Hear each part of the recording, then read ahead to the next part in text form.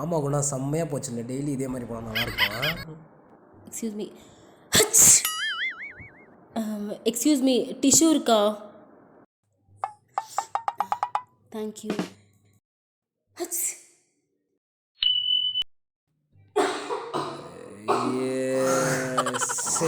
யார் அந்த கண்டாவியோட குரல்? காண்டா பிறகு மாதிரி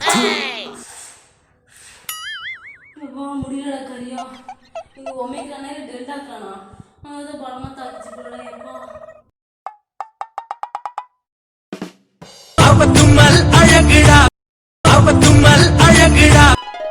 வெளியே பார்த்தா ஃபாரின் ரிட்டர்ன் மாதிரி சீனா போடுறாங்க, உள்ள பார்த்தா ஒரு முனியமாக குடிக்கிறாங்க.